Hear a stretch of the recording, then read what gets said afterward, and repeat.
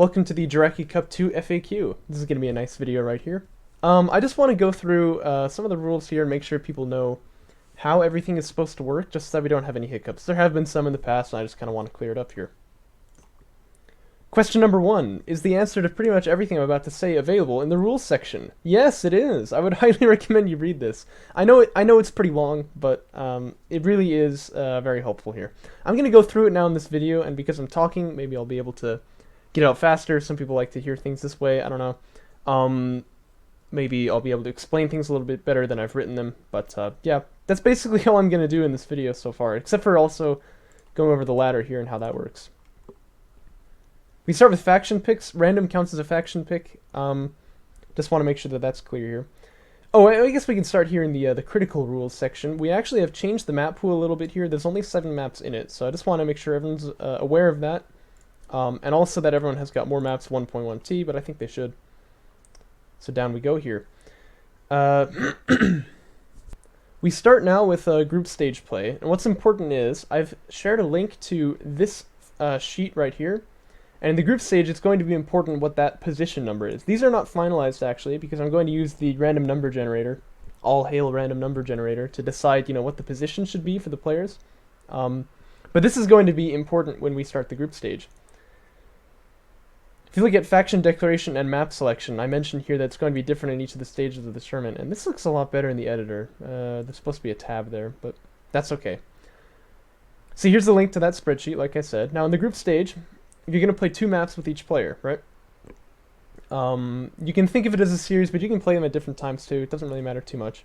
The point is, this number here is going to be important. Let's say God Hates Weebs right now in 5 is going to be playing with A-Game Inks, who is position 1. That's actually quite reasonable. They're going to be seated together unless something crazy happens here in just a moment. What they're going to do then is that whoever has the lower seeding number will declare his faction first for game 1. So that's going to be A-Game Inks, right? Who is, whoops, wrong sheet. Who is position 1 here. He has the lower number, so he's going to declare his faction first. So he'll say random probably.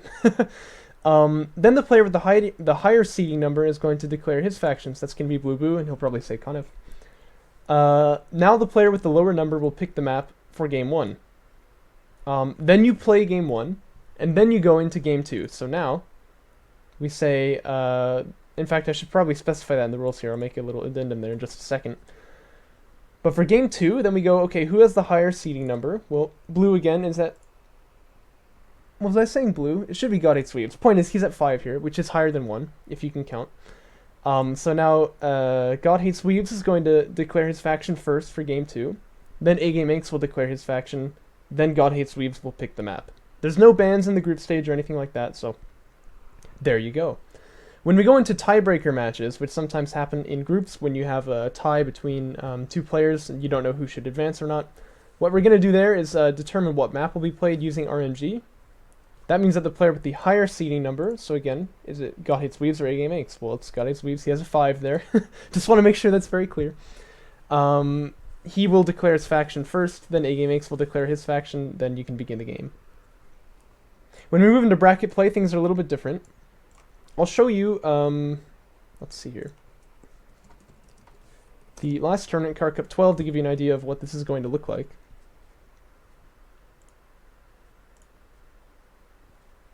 So you see this little number here by people's names? 1 is paired with 8, 4 with 5, 2 with 7, 3 with 6, right?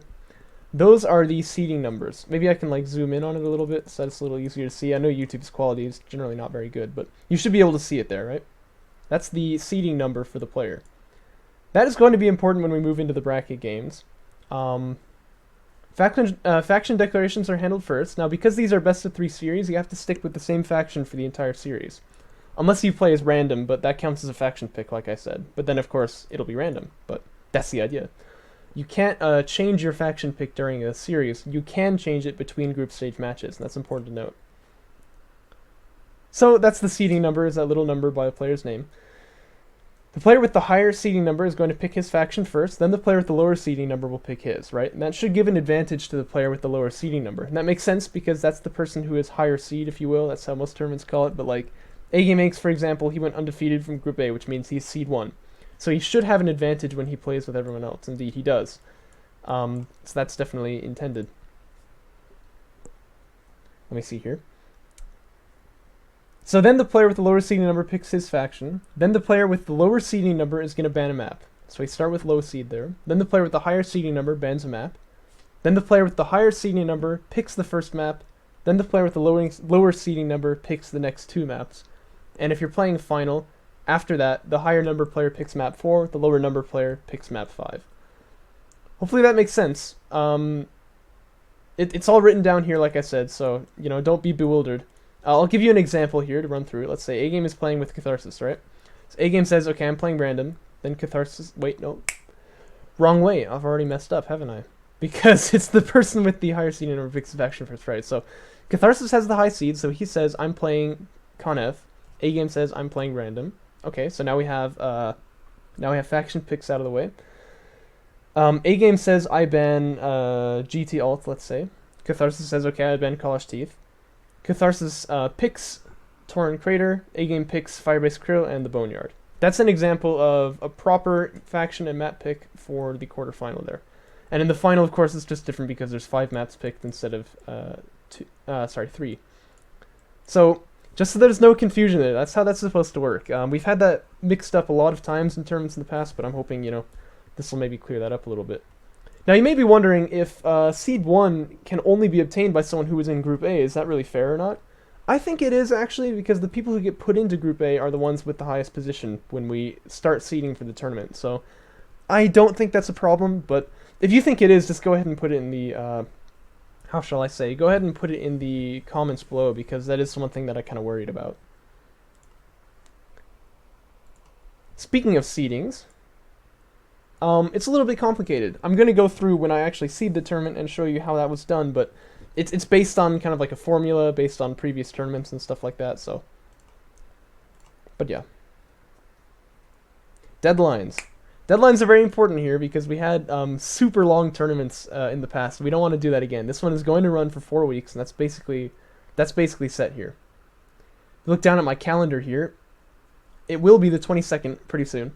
That's when the tournament begins. Now, we want all the group stage games to be finished by the end of Sunday, the 4th of August. So that's 2 weeks for the group stage, right? Count them up, 14 days.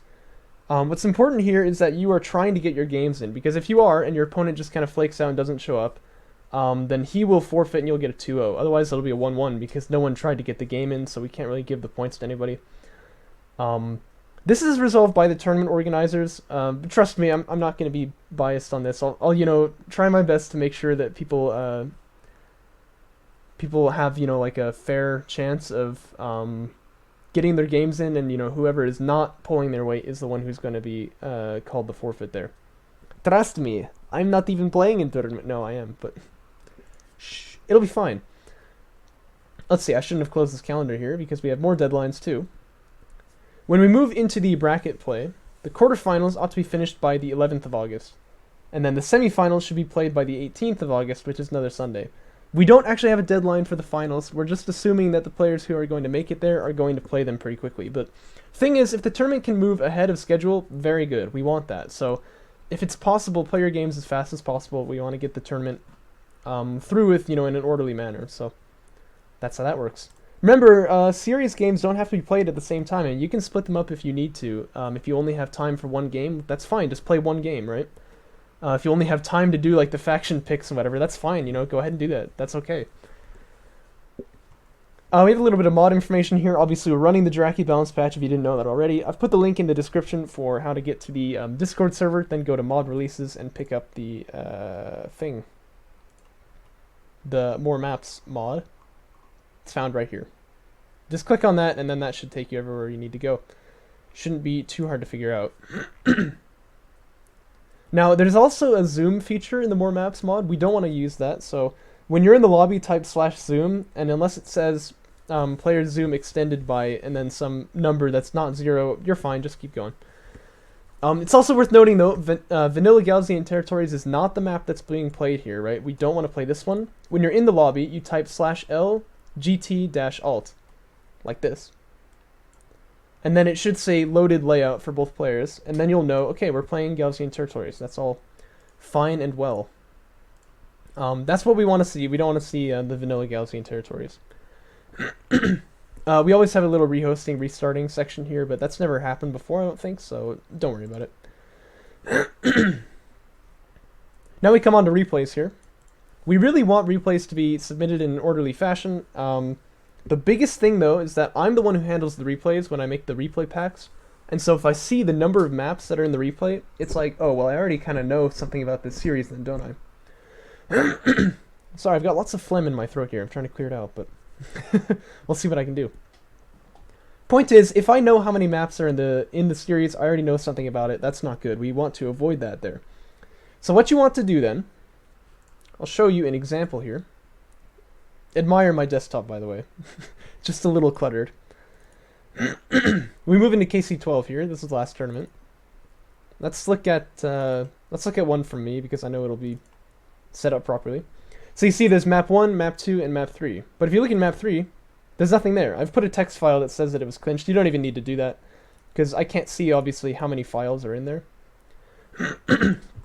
But that's the important thing, is that I don't know how many maps were played in this series. I mean, I do, because I actually was the one who played it, but if I wasn't, I wouldn't know how many maps were played in the series. And so it's very easy for me to go, okay, let's load in map 1s, and then we play it, and then after it's finished, I say, okay, let's load in map 2s, and then after it's finished, let's load in map 3s.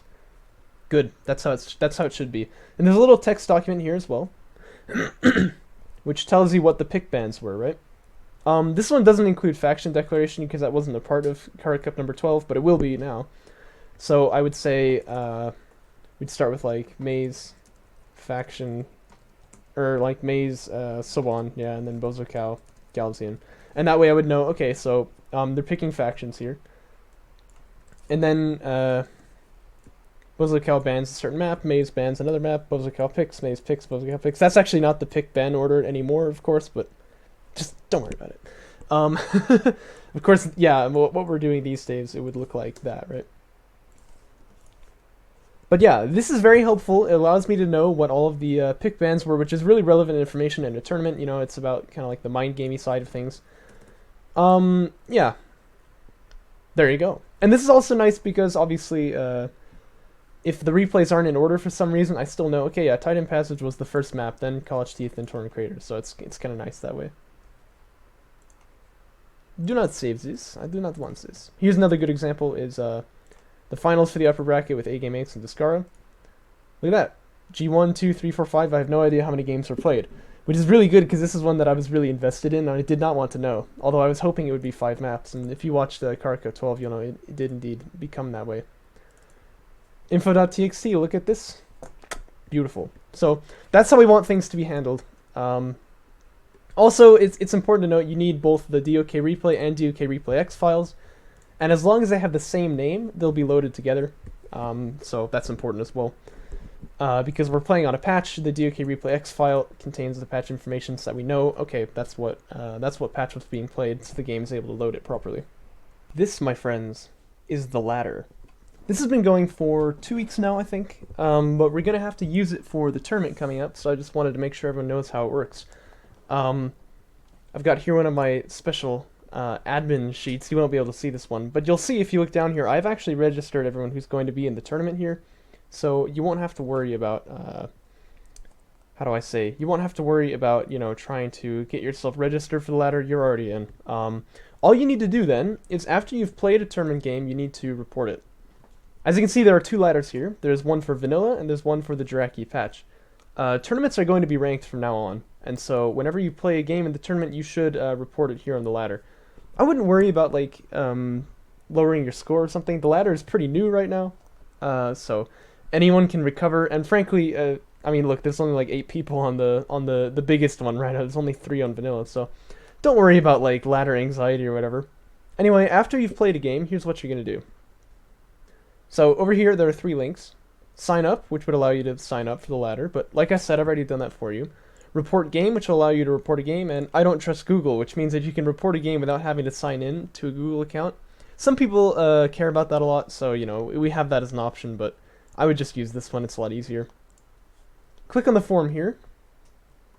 It's going to ask you what type of game it was. Now, because we're talking about Jaraci Cup number 2, it's going to be Jaraci Cup. That makes sense, right? You choose the players. Those are broken right now, but they won't be when we start, I promise.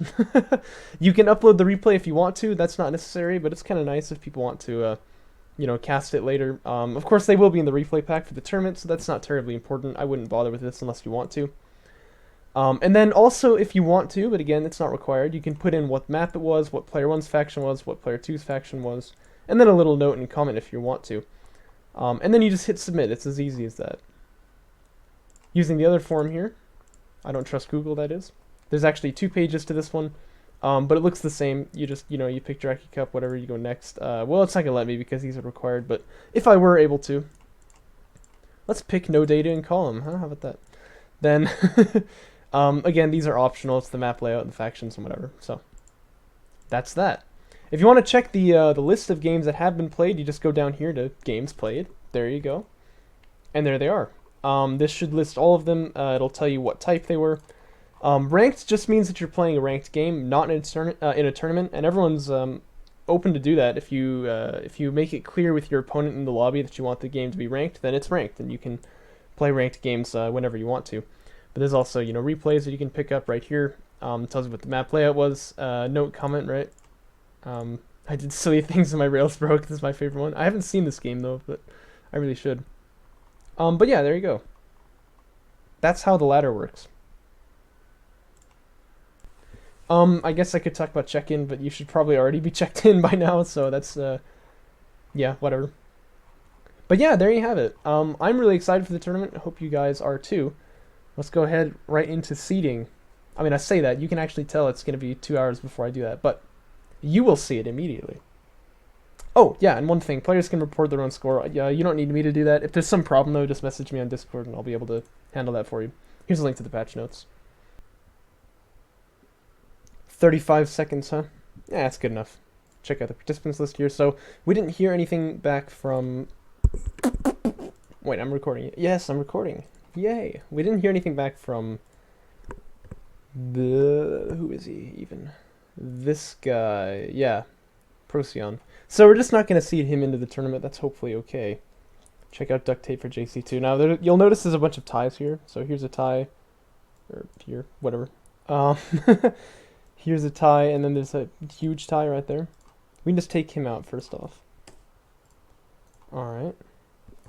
So, I decided we were just going to use random number generation to resolve the ties.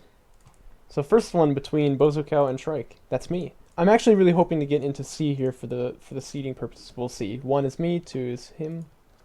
1. Okay, so I'm in C and he's in D. So we keep me at 3, him at 4. Next tie here is between Catharsis and Cao Shimao, and ideally I'd want to keep Catharsis out of my group for obvious reasons, so let's hope he gets into D. So 1 is Catharsis, 2 is Cao Shimao. 2, okay, so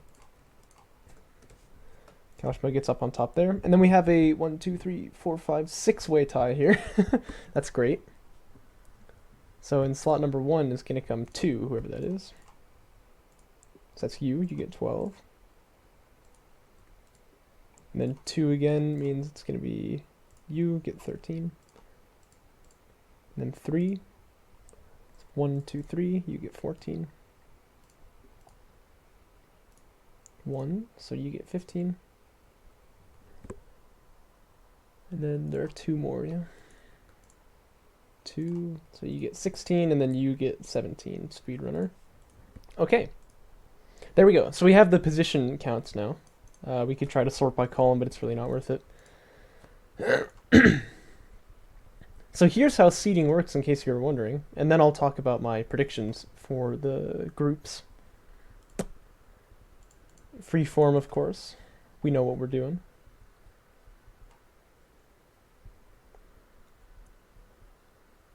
Actually, I think we're gonna have to, We're actually gonna have to change the groups that they all have 5 players in them. Just because one of them does. Battlefy is not really particularly good, I think, honestly, but it works for our purposes, so oops, I don't need to do that. Okay, yeah, so let's seed it in. So Bozocow is in 3rd, so he gets put in C. Shrike is in 4th, so he gets put in D. A-Game is in A. God Hates Weaves is going to be 5, which is also A. No Fun 7, that's going to be C. Discar is in B, I'm quite sure. Maze, I think, is in 8, that'd be D. Kashma's in 10, so if 8's D, then A, B. Yeah, so he's going to be in B. Bait factor is 15, so that's going to be C. Check your deck is 12, so that's going to be D. Highs of plays is 13, that's going to be A. Oh yeah, this guy we're not seeding in. Speedrunner G55 is in 17. It's also going to be A. Although, actually, you know what? We should do random number generation for this one to decide what group he goes into, because obviously he could go into any group, really, right? He gets 2, so that's going to be B. So we put him into B, and then Blue Boo is in 6th, so that's A, B, C, D, E, F. Wait, B, right? Yeah, B. Frosty Teeth. The frostiest man in the universe is going to be an A, right? Catharsis is 11, which is D, right? Coercer 14, that should be B.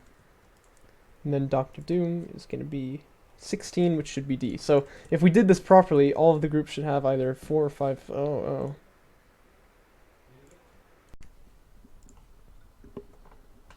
Okay, so one of these people is not like the other. Let's run down the line then. Blue Boo in 6. 2, 6. Well, the next one ought to be 10 then, right? Which is Cow Schmo. And he's in there. And then the next one ought to be 14, which is Coercer. Oh, and then Speeder. Okay, so it's actually D that's the problem. Every multiple of 5 should be in D. No, every multiple of 4 should be in D. 4, 8, 12, 16. That should be Strike, Maze, Check Your Deck, Dr. Doom.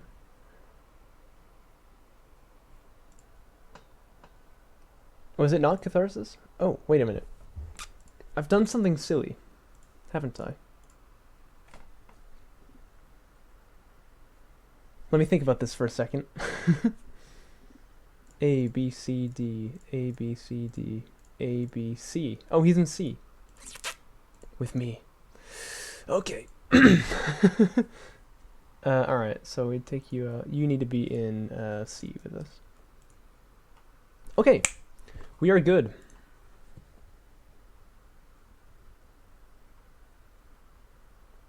Yeah, so you notice in Group B there's one with a bye, right? And then if you look at round 5, I think everyone should... Yeah, no one's seated into there. Alright, good. I think we've done it.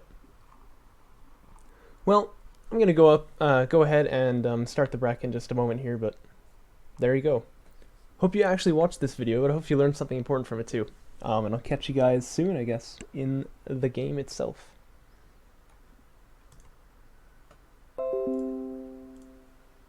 Okay, we'll just do some quick analysis here of the groups. What do I think about them? Group A is going to be interesting here because we don't know how Isaac Plays is going to do. He's pretty new. But I think it's going to be Godite Sweeps and A-Game X advancing from Group A. No surprise for A-Game there, but he's going to have a pretty easy bracket here, actually, which is not common because Group A should be the hardest one, generally speaking. Check out Group B here. We have Kaushmao, Blue Blue Course. I mean, we have a new player, of course. This is going to be the one that has 5 games per match instead of just 4, but... or, sorry, five opponents instead of just 4. I don't know. I don't think this guy are going to have too much difficulty here either. I think the really bad news here is for No Fun, who once again paired up with myself and Catharsis in a group there. So that's pretty unlucky for him. He is someone who should be getting to the upper bracket, I think, but he's been paired in really difficult groups so far. And I think that's going to be the case again, but if he fights hard, maybe he's got a chance. We'll just have to see. I'm rooting for you, buddy. Except when you play against me, then I'm not rooting for you. Group D here was Shrike and Maze, so that's nice. And then 2 other players who we don't really know too much about, so that'll be interesting to see, but I'm quite certain Shrike and Maze are advancing to upper from this group here.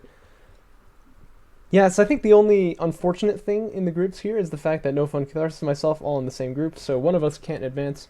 But other than that, we're putting all the top tier players up into the upper bracket, I think. So that's going to be really exciting, I'm pretty sure.